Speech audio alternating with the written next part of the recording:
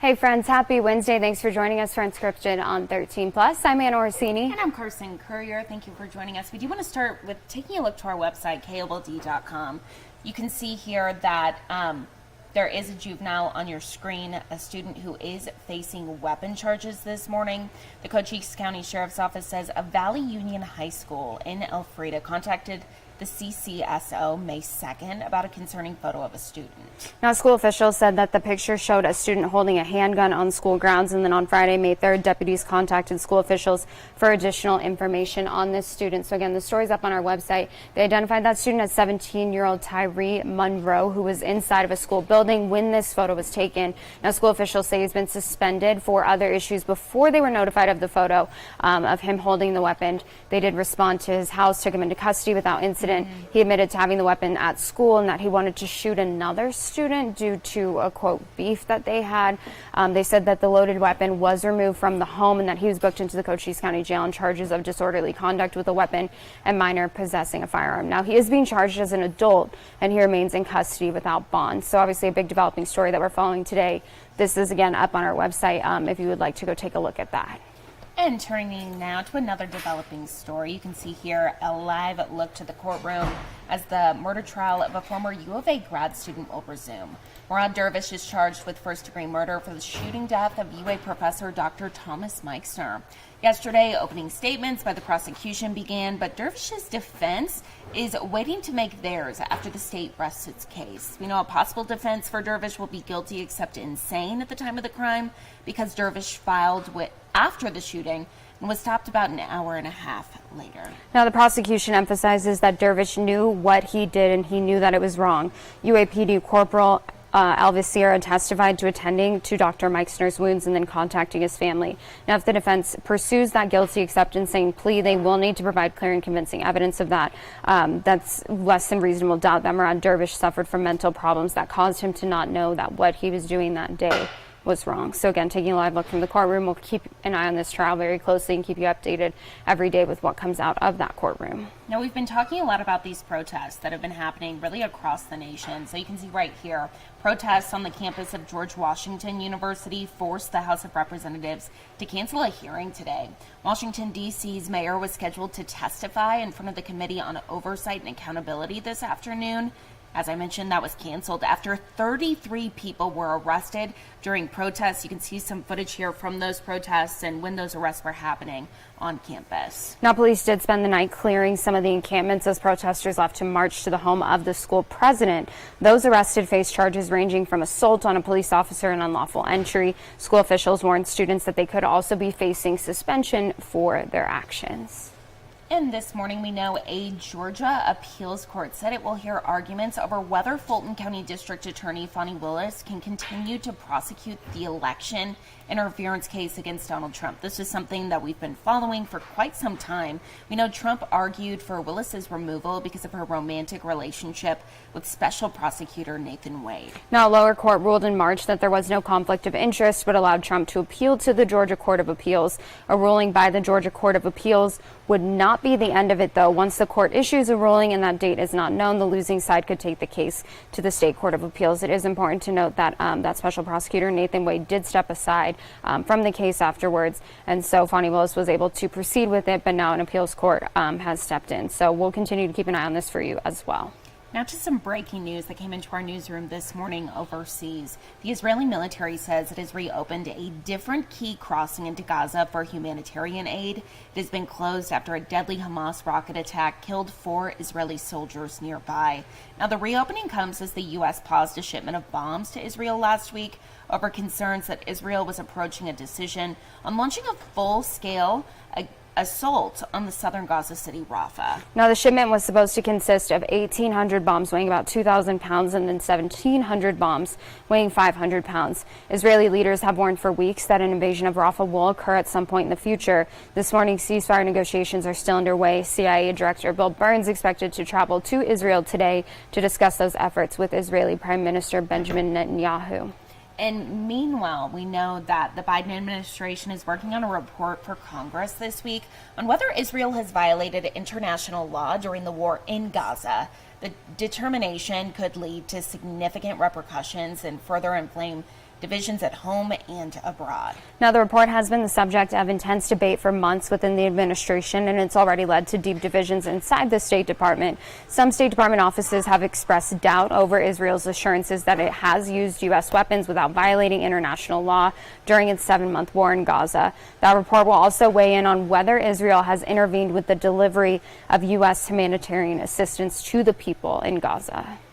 And now to some honestly devastating news that happened overnight. Also, Monday night, we saw so many storms in the Midwest, and we know that this is just one day after that deadly tornado went through the small town of Barnesville, Oklahoma. You can see some video here of the damage in Kansas. We know there was also damage in Illinois that we were covering this morning after tornadoes really just took so much of these communities in the blink of an eye. Yeah, and it's something that we've continued to keep an eye on because we've seen these severe storms kind of over and over and very unrelentless. We know that in Michigan, more than 20,000 people without power last night. A FedEx facility actually had its roof ripped off because of the severe weather. On top of this, we're talking about flooding that we've seen in places like Texas, just these severe storms that continue moving through. Thankfully, as of yesterday, there weren't any serious injuries associated with these storms, but if you do remember, somebody was killed in Oklahoma on Monday night. Of course, we're going to continue to track these storms throughout the day. I know that still parts of the country are under severe weather alerts today. I believe Tennessee looking at possible tornadic activity there today. So just something we're going to continue to keep an eye on and keep you updated on the very latest with that situation. Absolutely. Taking a live look outside here at home. Much different conditions that we are so grateful for this morning. You can see sunny skies, but there are changes on the way. 13 First Alert forecaster Allie Potter is here with us. And Allie, we all hate the wind, but it's coming back. The good news is only for like half of the day. Okay. Perfect. So calm winds this morning, and then things are going to start to pick up in southern Arizona, mostly in Cochise County, Santa Cruz County. Good news is we're not dealing with any wind advisories or red flag warnings, anything like that. So okay. Now we talked about that yesterday, yeah, and you said it was a potential for that. Correct. But so far so good. So far so good, because usually those are issued when the wind speeds are expected at a certain mile per hour range, and we haven't reached that yet. So that's good. But the humidity levels are low, so that's usually a checkbox in the thing, and then the warmer temperatures. So as long as those wind speeds stay low, then we're good. Awesome. So, but of course, if there's any type of wildfire that's currently burning, any type of breeziness really can just be fuel to and any human activity outdoors as well. And and you know Smokey the Bear, what he always says. So absolutely, everyone needs to be fire aware, honestly, all year round. Really, and unfortunately, that's something we deal with here in southern Arizona. But right now, temp-wise, really nice. 76 for Tucson, 69 Sierra Vista, 71 for our friends in Nogales. We're seeing Wilcox, 71 degrees, 79 if you're in the Marana area. Taking a live look here on Mount Bigelow, not too bad at all. Sustained winds, 8 miles per hour for Tucson, 10 for Nogales, and for our friends in Douglas. But like I said, really picking up. In fact, but temp-wise, 85 by noon, 90 by 3, 85 by 6. Those wind speeds, 13 miles per hour by that 3 o'clock hour, and gusts up to 20 to 23 miles per hour by 5. Calming down to the teens by 7, 8 o'clock this evening. Let's time out those gusty winds. 24 miles per hour for Tucson, 25 Green Valley, 33 for Nogales, 29 in Sierra Vista, 34 for Benson, 29 for Wilcox, 37 though for you in the Safford area. As I mentioned, picking up for more so in the Cochise County area, 36 for Safford, 31 in Benson, 29 for our friends in Sierra Vista. Little relief by 8 o'clock, and as you go to bed this evening, more good news.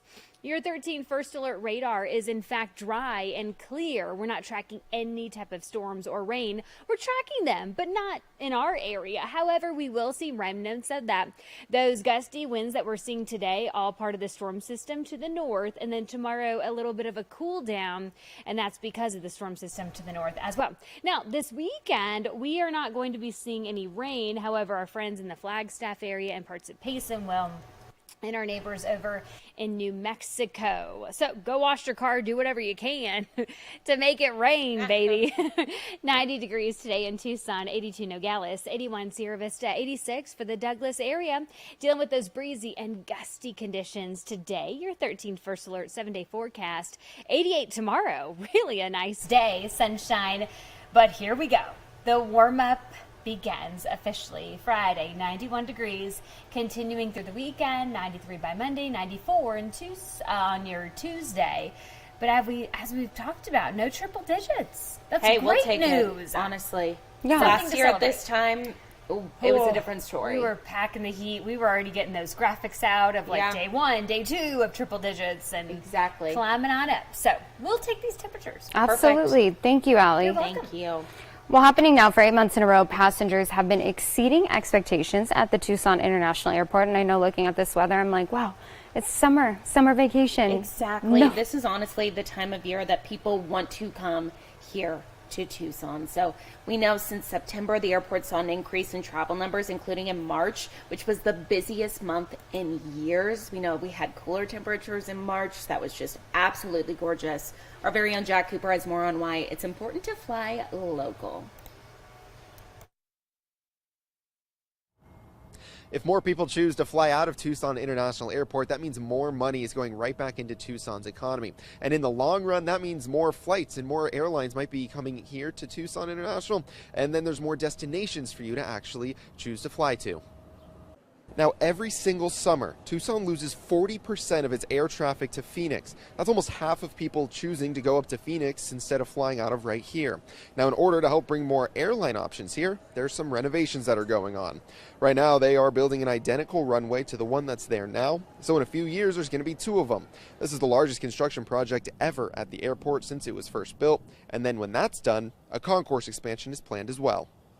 I want us to be your first choice. I want to be the preferred airport for Tucson, and that goes for places like the University of Arizona, businesses that are based locally here. You know, when you fly out of Tucson, you're really supporting the local economy. Now, the concourse construction isn't expected for a few more years. They have to finish the airfield first, so we'll be sure to update you every step of the way. Reporting at Tucson International, I'm Jack Cooper, 13 News. Well, did you know that today is National School Nurse Day? It's a day and a week to celebrate all of the nurses nationwide because it's a part of National Nurses Week, which ends Sunday, May 12th. It also happens to be Florence Nightingale's birthday, who created the first nursing school in the world in England in 1860. So, of course, you can celebrate School Nurse Day by thanking a school nurse you know, and mark National Student Nurses Day by encouraging a student pursuing a career in nursing. But something that I think is super funny, so was it yesterday that we were talking about Teacher Appreciation Week? And then now it's Nurses Appreciation Week. Today, school nurses. Honestly, like a perfect time to just give back to everyone who helps our kids, who helps just our community stay healthy. Honestly, those people that are there in times of need. Yeah, I think when we look at the Nurses Appreciation Week and Teachers Appreciation Week, it's probably 2 of the most underappreciated and underpaid 100%, professions. yeah. So just a good week to say thank you to all the teachers, nurses in your life who have made an impact and who, you know, help keep us healthy, safe on a daily basis. Yeah. So Did you have a school nurse? I did. And I saw her a lot. Just because she was really nice, so I knew that I could get out of class if I went and spent some time in there. Yeah, but they're always so, I mean, you have to be to work in a school and to be a nurse in a school. Oh, exactly. And I always say, too, I'm like, I don't know how they do it. I know I couldn't. So thank you to those who sacrifice so much time and go to schooling for so long for To all work in of us. healthcare, yeah, and especially around sick kids, because kids are just kind of, when they're sick, they're gross, respectfully. But adults are too. So yeah, shout out to all the nurses and teachers this week. And while you're at it, if you're like, hey, I want to do something nice for those nurses or teachers in your life, you only have a little bit of time left to get the charged lemonade from Panera Bread. I know a lot of people, some people online really like this drink. They've had no issues with it. The same cannot be said for others. There's been people who have had kind of medical emergencies that are alleged to be related to the Panera Charged Lemonade. It's the caffeinated beverage that's actually sparked multiple lawsuits and caused a public relations nightmare for the company. Absolutely. So we know that the reason kind of why some people are saying that this drink isn't safe is the amount of caffeine in this product. So again, 2 customers are saying they had irreversible health complications. One individual actually died after having this drink. So would you try it? I don't know if I would. I've just heard so much bad news about it. So here's the thing. I think that there's multiple things that can be linked to it. I think if you look at the caffeine content, it's probably not any more than we see in like certain energy drinks. But I think if you have underlying health conditions, if you already have That's where heart the issues scariness there, comes yeah. in. I mean, obviously, if you are sensitive to caffeine, probably not a good time to drink it. Also, if you're going to be out in the heat, going to be out exercising. But when it's caused that much of a public health concern, there's definitely a reason to pull it off the menu. Like, why tempt fate? Exactly. Yeah. So if you love it, you have a limited time to go get it. If you don't, you never have to try You it never again. have to try. Just please be careful if you do drink it. Absolutely. Well, taking a live look outside one last time today. Gorgeous conditions, 90 degrees. Wind gusts will be picking up. You can see it's a little bit breezy out there, but nothing too bad just yet. So that is some good news. Then we're looking at 88 tomorrow and then kind of back into the 90s for the foreseeable future, but staying in the lower 90s. Nothing above 95 degrees, which is good news. Hopefully that remains the case for a while. Yeah, we hope to see that. I mean, we just were mentioning with Allie that last year at this time we were dealing with triple-digit temperatures. So we are soaking up as much of these cooler temps as we can. So get outside and enjoy it. Going to be a little bit breezy today, as Anna mentioned, but not too bad. So thank you so much for watching this episode of Unscripted on 13 Plus. We'll see you right here tomorrow at 9:30.